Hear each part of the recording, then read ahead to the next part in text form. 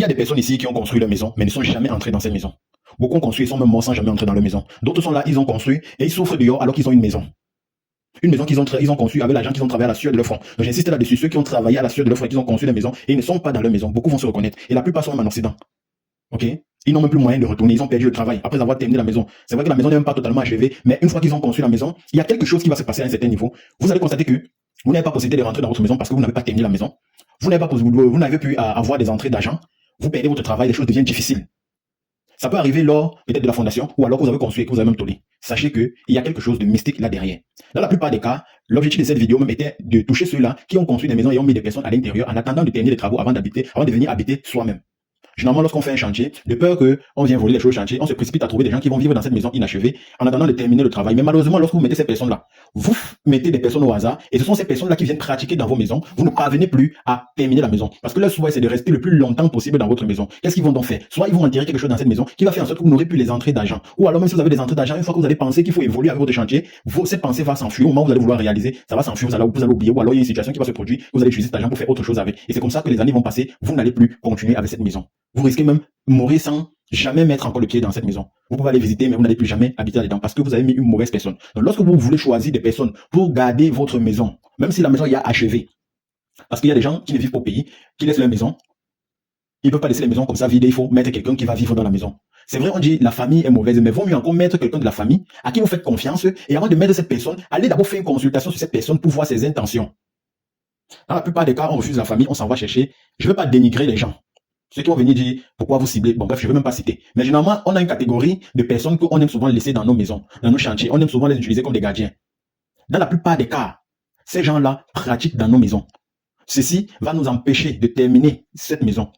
Et vous allez voir au fil du temps, ces personnes vont se retrouver comme des propriétaires de cette maison. Ils seront plus à l'aise. Ils n'ont pas besoin d'une maison terminée, d'une maison luxueuse. Que ce soit crépi ou pas, ils sont à l'aise dans cette maison. Alors vous, qui avez tant souffert pour pouvoir réaliser ce chef-d'œuvre, pour pouvoir réaliser ce rêve qui est d'avoir votre propre maison, avec tout ce dont vous avez besoin, ce rêve tombe à l'eau. Tout simplement parce que vous avez cherché une mauvaise personne pour mettre dans votre maison. Donc aujourd'hui, si tu m'écoutes, si tu es en plein chantier, tu dois d'abord protéger ce chantier. Et s'il arrive que tu as besoin de quelqu'un pour garder ta maison, même si c'est un gardien et que vous vivez ensemble, vous devez vivre ensemble, rassure-toi sur la moralité spirituelle de cette personne. Se rassurer sur la moralité spirituelle de cette personne, ce n'est pas de lui poser la question, est-ce que je peux te faire confiance? Non. Allez faire une consultation sur cette personne. Rassurez-vous que cette personne ne vous fera pas un coup bas, que cette personne n'est pas dans les pratiques mystiques, que cette personne n'est pas dans l'obscurité. Sinon, vous aurez que vos deux yeux pour pleurer. Je parle comme ça là, il y en a qui pleurent déjà. Et il y en a aussi qui seront têtus, ils vont dire vous bavardez trop. Vous racontez trop d'histoires, vous aurez vos deux yeux comme ça pour pleurer. Maintenant, si tu es dans le cas où tu te reconnais dans tout ce que je suis en train de dire, ne pense pas que tout est fini. Si tu as pu travailler, avoir ton argent pour construire cette maison et que quelqu'un est venu s'asseoir là-dessus, sache qu'il y a possibilité de lever cette personne parce que c'est ton argent, c'est ta maison. C'est ton argent, c'est ta maison. Tout ce que tu vas faire, rien ne pourra retourner contre toi. Parce qu'il y a des gens qui vont dire, ah, il faut laisser à Dieu, il faut pas retourner, il faut pas faire le mal, pas le mal, c'est monté, c'est descendu. Rien ne va retourner contre toi. Tu te bats pour ce qui t'est dû, pour la sueur de ton front que tu as travaillé. Donc si tu te retrouves dans ce cas, rencontre un spécialiste. Il va faire un travail. S'il y a quelque chose qui est enterré dans ta maison, ça va être déterré. Soit ça va sortir seul, soit il va descendre sur les lieux, enlever ça.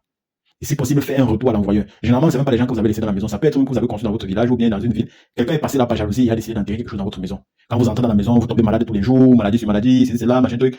On va vous raconter un tas de trucs.